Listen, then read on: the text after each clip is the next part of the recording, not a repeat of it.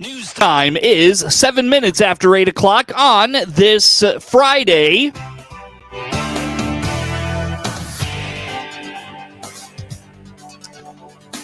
Top of the morning from the newsroom of Regional Radio and DeWittDailyNews.com. I'm Seth Lawrence. With this expanded local newscast, we stream to Facebook and YouTube, brought to you by Peterson Insurance, your Pekin insurance agent in Clinton.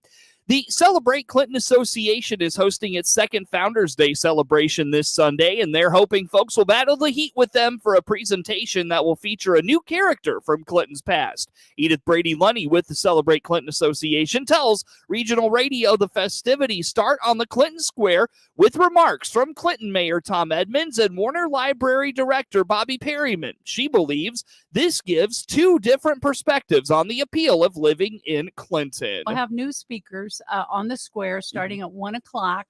We're going to have our newly appointed mayor, Tom Edmonds, will have some remarks. And of course, Tom's been on the city council for many, many years. His family has deep roots here in Clinton. What better person to talk about the reason you stay in Clinton than someone like Tom Edmonds, and also Bobby Perryman, who represents a younger generation of professionals. She is the director of our wonderful Vespasian Warner Public Library.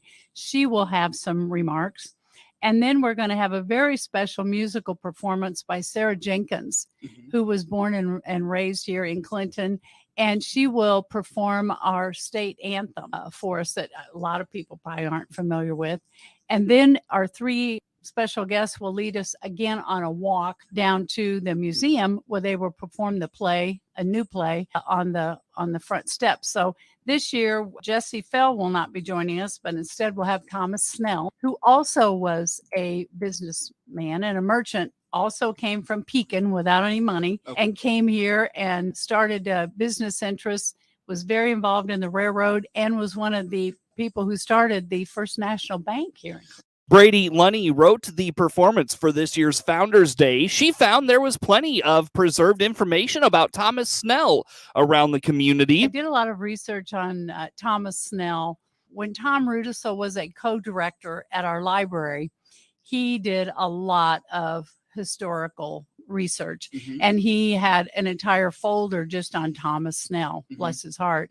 And so Bobby Perryman from the library helped me put that together. So, and Joey Long also has written a lot about Thomas Snell when she did a column for the Clinton Journal.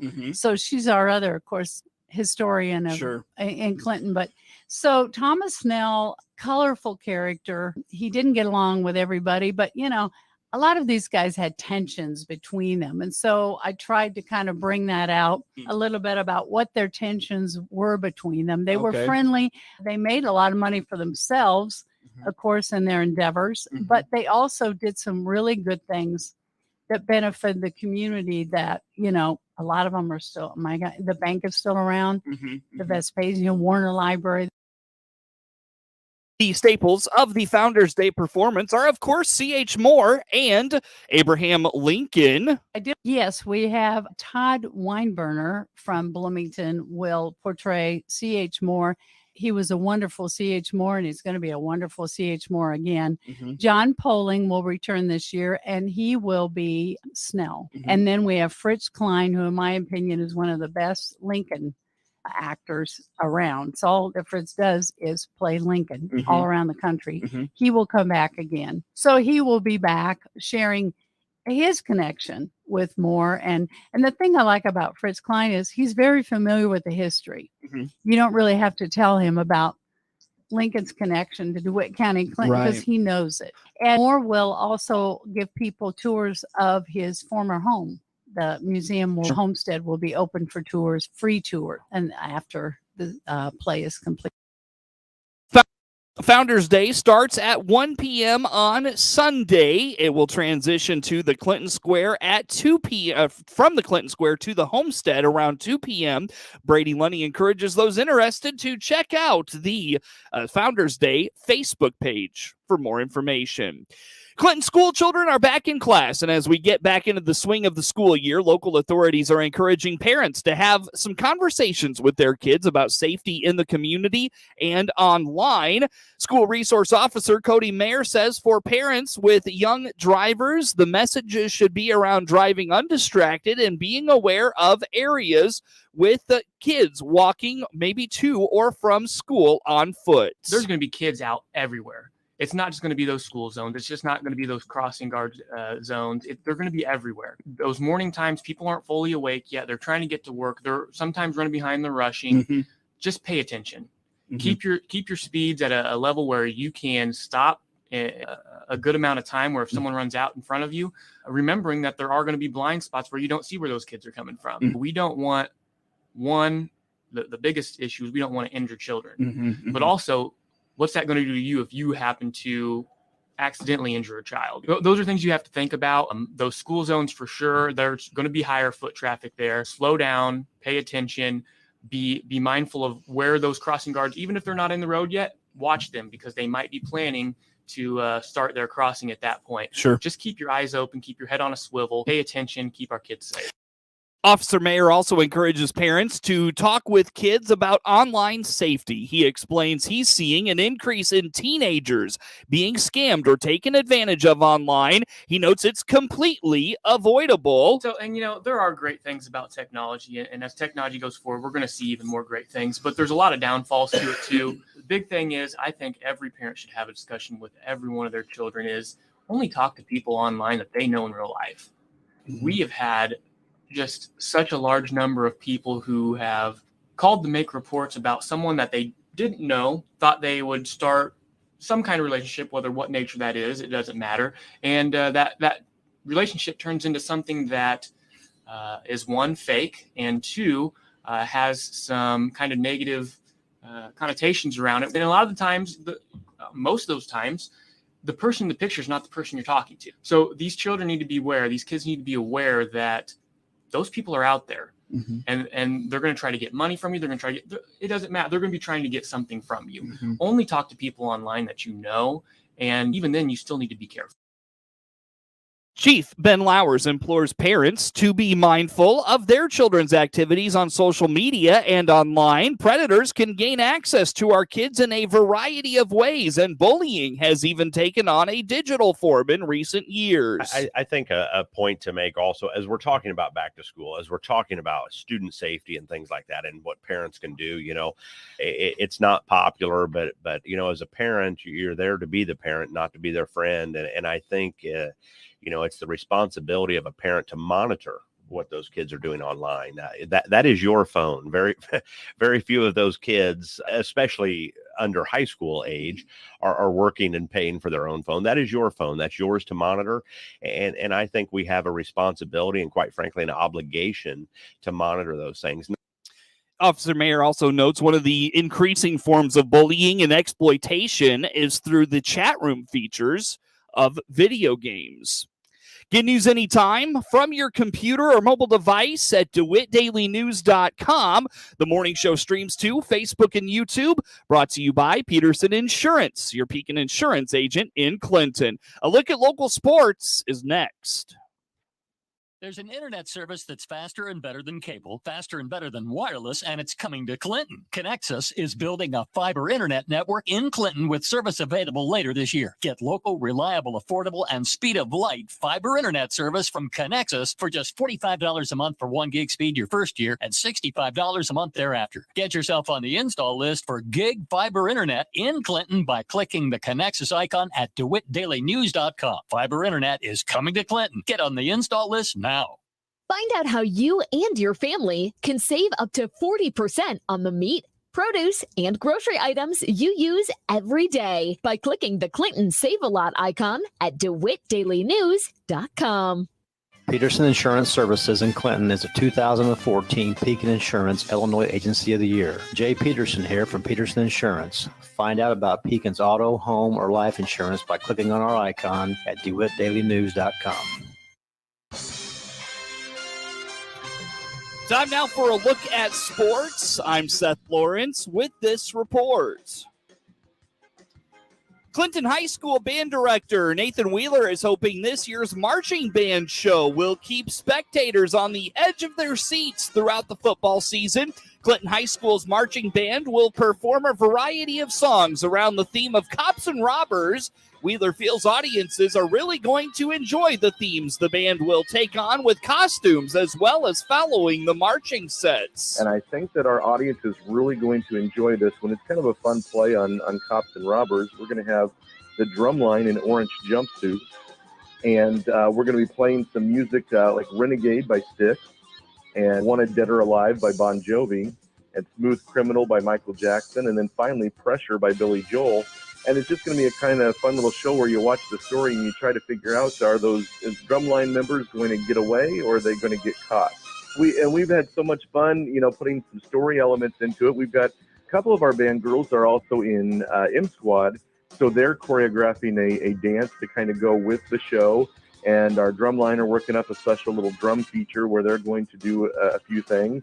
And we just really hope that we're playing some good rock and pop music that people will enjoy, and they'll just be entertained as they're watching to see what unfolds on the field. This year, the Clinton Marching Band was up against the clock in the sense because the Clinton hosts a Week 1 football game, and Wheeler wanted to have as much of the show put together as possible. Yeah, we really are. We had a great week marching band camp a couple weeks ago. The weather was really good, and we got a lot of stuff done, which we told the kids from the first day that, hey, this is a year where we really have to push, because if you look at our football schedule, we have the first 2 weeks we have home games. So we wanted to have a good show to put on for everybody. We start all the way back in. I always tell the kids January 1st is when they're first welcome to bring me show ideas. And we start with the music first, because I'm a firm believer if the music is not exciting, the show's not going to be exciting. So we get ideas going through those winter months. And then we kind of narrow it down to a few songs and how we can tie those in to telling a story or having a theme. Like last year, our theme was Elvis, and we had Elvis out there on the field. This year with this criminal element, and how do we tell that story through music? And is the music going to be something that the audience will recognize and enjoy? So that's the first step we do. And then in the summertime, that's when I start looking at our numbers and I start writing the choreography for the entire thing. And I spend a couple weeks doing that. And then we have a week-long marching band camp here at the beginning of August, where those kids finally take that choreography that I've written and they put that together with the music, and we start to see how it's actually going to look in real life. Band participation at Clinton High School remains very strong. Wheeler attributes that to the strong program they have from the junior high level and the collaboration they have with the junior high program. Well, a lot of other groups have struggled through the pandemic and post-pandemic. We really not only kept things going, but we're really thriving, Seth, because we're going to have 100 kids out on the field for the marching band season, for the marching band show. That's back up right where we had been pre-pandemic. And I'm most excited about the fact that this year in beginning band, we have over 80 kids signed up for beginning band this year, which is a record in my career.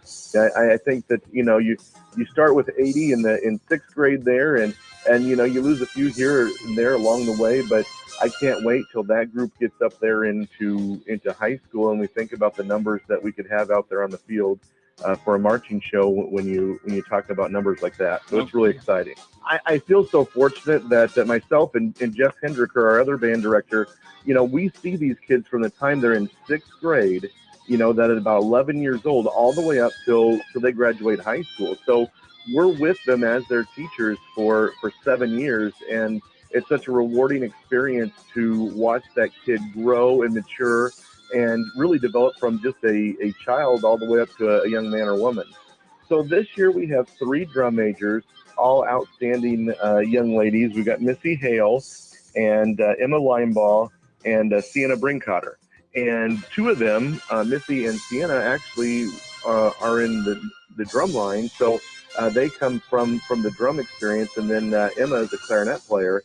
And they're all very young. I'm excited. None of them are seniors. So not only are they doing well this year, but we hope to have them continue on in that leadership role next year as well.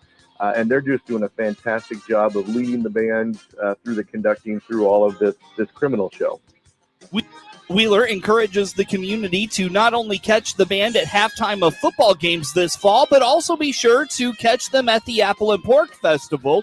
They open the festival with the national anthem and then play its pep band tunes for about an hour during the morning of the festival.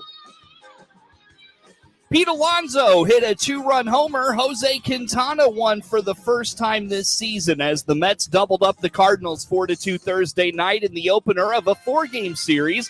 Quintana beat his former team by pitching into the 7th inning. He gave up 3 hits, including a homer in the 7th to Tyler O'Neill and 2 runs. It was his first time facing the Cardinals since he signed with the Mets as a free agent in the offseason. Tim LaCastro led off the 9th with a pinch hit home run, his first this season for the Mets. It was the 3rd of his career. Trevor Gott pitched the 9th for his first save. He got Paul Goldschmidt looking with 2 on and 2 outs to end the game.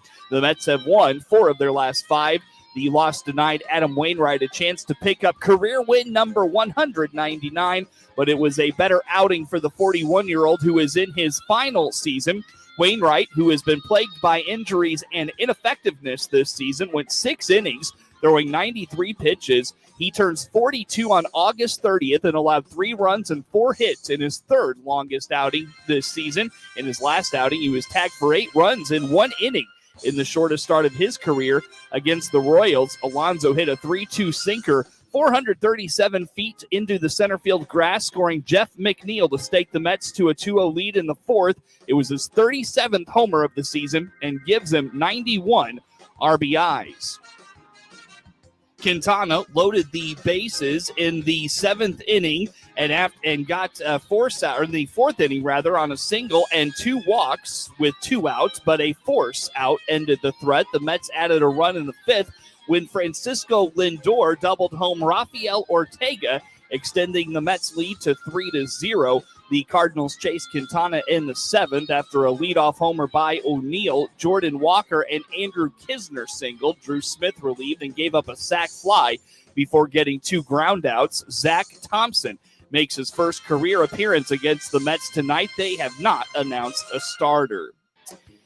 Chase Elliott's best shot at making the NASCAR playoffs appears to be now a win at Watkins Glen, and he is the favorite. The 2020 Cup Series champ has 2 wins in the 14-turn road course in upstate New York. He also has 7 career victories on NASCAR's winding tracks, 2 more than any active driver. Elliott and 35 others will take to the nearly 2.5-mile multi-elevational track Sunday for the series' penultimate regular season event. 13 drivers have clinched berths in the 16-driver postseason field, including former series champs Kyle Busch, Kyle Larson, Joey Logano, and Martin Truex Jr. 2 more past champs, Kevin Harvick and Brad Keselowski, have solid holds on 2 of the remaining 3 playoff spots. Bubba Wallace and Daniel Suarez are on the bubble and need a victory or help. Wallace leads Suarez by 28 points. Elliott's path is clear. He must win to make the postseason for the 8th straight year. The Hendrick Motorsports star has 2 races remaining to get it done in New York or next week at the always unpredictable Daytona International Speedway. NASCAR's most popular driver missed 6 races early in the season after breaking his left leg in a snowboarding incident and then was suspended for another. Those absences have him in 19th in points, 80 behind the playoff cut line. Elliott finished in the top 5 in each of 3 road course races he entered this season. He was 5th at Sonoma Raceway, 3rd on the streets of Chicago, and runner-up last week at Indianapolis. The Dawsonville, Georgia native has the best average finish in those events as well. Adding to his confidence, his first Cup Series win came at the Serpentine track in New York's Finger Lakes region. If Truex scores 56 or more points at the Glen, he would automatically clinch the regular season points title. The New Jersey native increased his points cushion over Denny Hamlin to 60. Following 60 points following last week's race at Indianapolis. Practice and qualifying is 11:30 Saturday. Race time is 2 o'clock on Sunday. Ty Gibbs dominated the third stage at Indianapolis, pulling away to win by more than 7 seconds for his first victory of the year in the Xfinity Series, as the series takes on its second straight road course and third in 4 weeks. The victory was the 13th for Gibbs, a Cup Series regular this season. In the Xfinity Series, Sam Mayer was second, followed by A.J. Allmendinger. Allmendinger also won the first 2 stages. Austin Hill assumed the series points lead by 11 over John Hunter Nemechek and 34 over Justin Allgaier. The race was red flagged for 45 minutes because of lightning followed by heavy rain. There are 4 races remaining before the 12-driver playoffs begin. Kyle Larson won after starting third last year. Practice and qualifying is at 9:30 on Saturday. Race time is 2:30 Saturday afternoon. The Craftsman Truck Series is off until it heads to the Milwaukee Mile next Sunday. It'll be a rare Sunday race for the truck racers, as it follows the regular season finale for the Cup Series at Daytona next Saturday evening. Get sports anytime at DeWittDailyNews.com. MR Systems Wireless is your local internet provider for Clinton and surrounding area. They have the products you want and the local service you deserve. MR Systems Wireless Internet service for home or business includes unlimited data, unlimited streaming, and unlimited calling. Plans start at just $48 a month and get a free Roku 4-lease with our media packages. Get the speed you need with MR Systems Wireless. Call them at 935-2100. That's 935-2100 for MR Systems Wireless. Enel North America is dedicated to creating long-term shared value for our host communities. Enel is proud to be the exclusive sponsor of the WHOW WEZC McLean County Community Spotlight, featuring the important work of a different McLean County nonprofit organization each month. Hi, I'm Cody Monkman, Network Director for the Neighborhood Care Center. Our new McLean County Care Center location is designed to support and inspire people to reach their God-given potential. Located at 112 North Buchanan in Hayworth, our new location will serve the communities and small towns in McLean County through our weekly service platforms. Stop by Wednesdays beginning August 30th at our new location. Enel is a clean energy leader in North America and is working to electrify the economy and help build